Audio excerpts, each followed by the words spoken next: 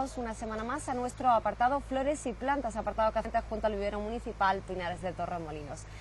Nos encontramos con su técnico municipal, José Ramón. Buenos días. ¿Qué tal? Buenos días. Y si la semana pasada hablábamos de mucha teoría en cuanto a la poda se refiere, hoy vamos a tener una clase práctica. ¿No es así? Claro, estuvimos viendo temas de herramientas, fundamentalmente para que la gente pues se familiarice con ellas. Y hoy lo que vamos a hacer es un poco tratar cómo se corta, fundamentalmente, y por dónde, ¿no? Entonces, el manejo de esas herramientas que estuvimos viendo la semana pasada deben de quedarse hoy un poco repasadas, ¿no? Para que la gente pues sepa de qué estamos hablando, cuándo utilizaremos una y con qué criterio utilizaremos otra, ¿vale? José Ramón, hay además diferentes tipos de poda, ¿no? Evidentemente, ¿no? Hay muchísimos tipos de poda. Uno de los criterios fundamentales, evidentemente, es la época, ¿no? Porque, bueno, ahora mismo sabemos todos que las plantas están en reposo vegetativo. Esto significa que su circulación en el interior es muy lenta. Entonces, de esta manera hacemos menos daños a la planta, ¿vale? Entonces, hay una gran mayoría de plantas arbustivas y arbóreas que se pueden podar ahora. Tendríamos un poco que la gente entendiese de que podar no es cortar por cortar, es decir, tampoco es el único criterio válido de poda la época, ¿no? Es decir, no tiene por qué llegar el invierno y obligatoriamente podar. Tendremos que ver sobre qué especie o de qué especie estamos hablando, en plan arbustivo o arbóreo, y si precisan o no precisan poda, ¿no? Hay un primer criterio para los principiantes y cuando dudamos muchísimo sobre qué tenemos que eliminar de un vegetal, que es ramas que estén totalmente muertas, secas o incluso heridas, ¿no? Esto, sin duda ninguna, es una poda sanitaria o de limpieza y es por donde nosotros debemos empezar a acometer una poda arbustiva o arbórea, ¿no? Después, otro concepto importante es los cortes lisos, ¿no? Un corte liso garantiza que la planta no enferme tan rápidamente como si este corte estuviera escalonado, ¿no? Por ejemplo, el realizado con un hacha, ¿no? Que no sea limpio. Es importantísimo este detalle y además no dañar el cambio vascular, que vamos a intentar identificarlo y que la gente sepa por dónde circula, ¿no? Este tejido es el responsable de la formación de un callo de cicatrización, es decir, de cerrar las heridas de poda, ¿no? Entonces vamos a intentar identificar bien dónde están ubicados y de qué manera vamos a promover el cerramiento de esa herida lo más rápidamente posible, ¿no? Entonces hay distintas formas por las que empezar y yo me gustaría que la gente entendiese por qué se maneja la podadera de mano como hay que manejarla, ¿no? Y por qué no hay que utilizar de otra manera. La podadera de una mano, estuvimos comentando, tiene distintas partes. Una primera parte es el gavilán o contracuchilla, ¿vale?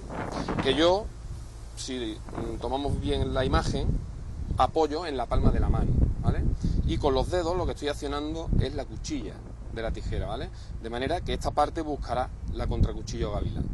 Es decir, o dicho de otra forma, no podemos utilizarla de esta otra, porque lo que estamos moviendo es el gavilán en busca de la cuchilla. Y esto, trasladado a la madera, lo que hace es machacar en vez de cortar, ¿no? Entonces el corte por fricción saldrá más perfecto haciéndolo de esta otra manera, de manera que los dedos accionen la cuchilla, ¿vale? Este es un primer paso porque nos equivocamos muchas veces a la hora de realizar el manejo de la tijera de una mano, ¿vale?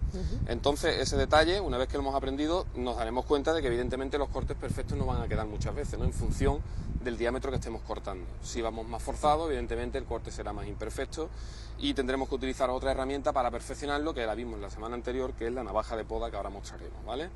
Entonces, digamos que vamos a seleccionar un brote, ¿no? En este caso estamos sobre una especie vegetal que se llama Ailanthus altissima, es una especie de hoja caduca, donde, bueno, como su comportamiento pueden observar es bastante agresivo en el sentido de que se producen muchos brotes de raíz, ¿vale? Entonces, si yo tuviera que entrar, hacer un despunte con la tijera, entraría de esta forma, ¿vale? Y no de esta, que es lo común y que normalmente hacemos. ¿Por qué? Pues porque si nos damos cuenta, si analizamos la tijera como dos planos, uno el que forma el gavilán y por debajo el que forma la cuchilla, la parte de madera que se queda está abajo, por lo tanto la cuchilla es lo que cortará y lo que estará en contacto con esa parte de madera que se queda, y el gavilán estará en la parte de la madera que se va. Si lo hago al revés, ¿vale? El gavilán en este momento está en contacto con la madera que se queda y la cuchilla con la madera que se va, y esto es más imperfecto, ¿vale? Así que siempre los despuntes los realizaremos de esta manera, entrando con la tijera, digamos, con la palma hacia arriba de nuestra mano, no con la palma hacia abajo, ¿vale? Otro detalle importante a la hora de realizar los despuntes es que estos no queden planos, porque ahí se almacenará el agua de lluvia o el agua de riego y eso iniciará una pudrición y entrarán ahí todo tipo de patógenos, ¿no? Entonces vamos a realizar los cortes en forma inclinada. Esto es lo que se denomina vulgarmente un bisel, ¿vale? Y ese bisel apuntará al lado contrario a la yema, ¿no? Entonces dirá la gente, bueno, ¿y cómo sé yo dónde está la yema? Pues la yema siempre se va a ubicar en la axila de una hoja, aquí cicatriz de la hoja cuando estaba viva, y justo en el centro vemos un punto, ¿vale? Que es la yema, ¿vale? Es una yema axilar en este caso, ¿de acuerdo? Por ahí es por donde vamos a realizar, por encima de esa yema, el corte. Y ese corte va a ser en bisel, es decir, en inclinación, y la inclinación la vamos a tirar hacia atrás. Hacia atrás, ¿no? Claro, Hacia adelante. de esa manera cuando caiga ahí una gota de lluvia resbalará en el lado contrario y garantizará la durabilidad de esa yema, no se pudrirá, ¿vale? Es decir, esto sería incorrecto, esto sería correcto, y ahora vamos a notar cómo estamos justo al límite y esta tijera viene un poco justa, ¿verdad? Entonces el corte de poda no va a ser perfecto, ¿vale? Vamos a ver inmediatamente cómo por ahí se nos ha escurrido un poco. ¿Qué hacemos? Pues ese tipo de cortes o cambiamos y utilizamos una tijera de mayor diámetro, ¿vale? Estaríamos hablando de una podadera de 2 manos, ¿vale? O repasaríamos con una navaja de poda si vemos que esa yema es la que nos interesa dejar, ¿vale? Automáticamente, después de realizar el despunte, evidentemente la planta responderá brotando las yemas laterales inmediatamente por debajo, ¿vale? Es una forma, digamos, de dar compacidad a una planta, ¿vale? Los despuntes, los pinzados. Bueno, como no estamos muy a gusto con el corte que hemos dado, nos vamos inmediatamente a la yema que está inferior y vamos a realizar ahí un corte en bisel, inclinando el corte hacia el lado contrario a la yema, ¿vale? Y vamos a utilizar una podadera de más diámetro, ¿vale? Es mi mano izquierda la que ha debido hacer ese movimiento. Y ha sido mucho más fácil. Y ha sido mucho más fácil, con menos esfuerzo, ¿vale? Esto es para que la gente note que la selección de las herramientas de poda es importante a la hora de realizar los cortes, ¿vale? Y ahora vamos a intentar de que la gente vea por dónde se ubica el cambium vascular del que antes hablamos, ¿vale? Voy a intentar señalarlo con la punta de la navaja. En este brote, ahí se ven perfectamente dos colores, ¿vale? Se ve un color más amarillento y un color más verde, ¿vale? El verde corresponde a la corteza, ¿vale? Y a la circulación exterior de la planta. A los vasos liberianos el interior es el liber, es decir, donde está, el leño, donde está la circulación interior de la savia bruta, en este caso. Y justo donde diferencian los dos colores, ahí hay una pequeña capa que es el cambium vascular, ¿vale? Y ese es el que se va a encargar de cicatrizar esta herida de poda. Si el corte no lo doy perfecto y el cambium vascular en algún punto está cortado, por ahí dificultará el cierre de esa cicatriz, correcto, ¿vale?